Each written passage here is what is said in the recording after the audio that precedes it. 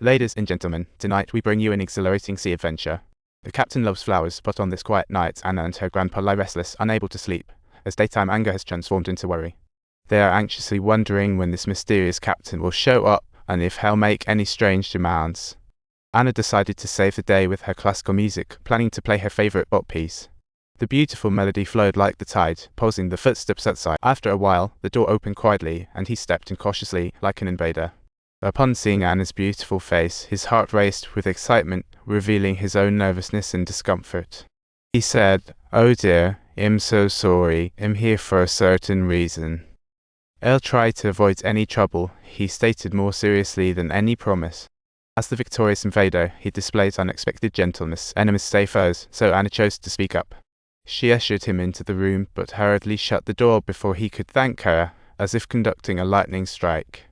As Grandpa and Groundsman chatted happily, the captain's unprepared face grew serious, like clouds blocking the sunlight. Although he witnessed this scene, he still greeted them with a good morning, like a ghost saying hello. However, the sadness and anticipation in his eyes were evident, like a child waiting for a surprise, hoping for a girl's response. Yet, the chasm between them seemed like a deep abyss. A warrior could still have delicate thoughts. To avoid disturbing their lives, he always left early and returned late, as if competing in a secret challenge. He seemed more like an overly caring older brother. Aside from greetings, he'd remind her not to prepare food because, after all, he had his own restaurant outside. "No need to leave the door open. I can sneak in from the side," he said so casually, as if entering the room was part of his routine. Anna opted for silence. Her heart was touched, yet she still yearned to uphold her last bit of dignity, just like a war. Outside, she saw his melancholic figure, a warmth surging inside, like ice melting in her heart. That bop piece was also his favorite. He followed every note, resonating with his spirit. Besides teaching, Anna loved to ride her bike to her cousin's farm for milk, but she knew his little secret all too well.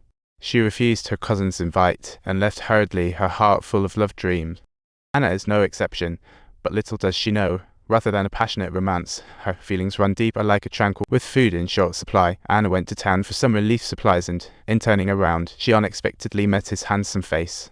Her heart skipped a beat, but when she looked down, her bike had mysteriously vanished.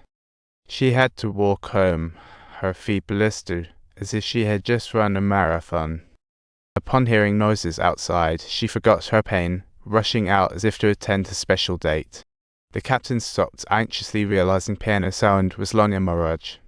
Stepping into the room, he hesitated long, finally mustering his courage to cross the threshold, like entering into the... As usual, he politely greeted, reminding of the cold outside, like a courteous mule.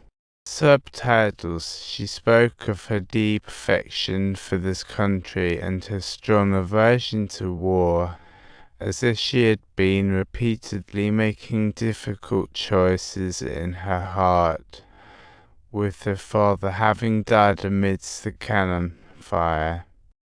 After saying this, he bowed and turned to leave, as if putting a period at the end of this conversation. Anna knew the brutal truth. The only cruelty was war. Both sides had countries and loved ones to protect. "Did you want to play?" "Well, I can't tonight. I've lost my bike." Anna had no choice but to skip work, and while she sat down to rest, she suddenly heard that familiar car come to a halt. "Can I borrow you my car?" the captain asked, sounding as casual as discussing the weather. Anna didn't reply, picking up her bag from the ground, moving like she was dancing on air. The captain smiled slightly, hiding his joy, and politely opened the car door, but the girl just brushed past him quietly. Through the window, her beautiful face in the sunlight appeared like a dream longed for but out of reach. While attending her piano lesson, she had to sit down due to pain, but coincidentally ran into her brother during his shopping. Her brother jabbered on, and Anne wished she could just disappear into a hole, longing for men to understand her better. That night, the captain passed by the door but didn't greet her warmly like before, leaving her feeling let down. She peeked secretly. Grandpa just turned to listen, as if pondering something. What is he here for this time? The captain moved lightly, like a silent breeze, yet Anna felt a slight unease as if she were watching from beside the fireplace. He wandered near the bookshelf, and Anna's gaze reflected a hint of appreciation, no longer indifferent. He recited the names of those French authors one by one. It was obvious she cherished these works deeply. When he reached the piano, admiration on his face turned to regret. She had once been a musician. However, war was like a double-edged sword, leaving scars on her hands.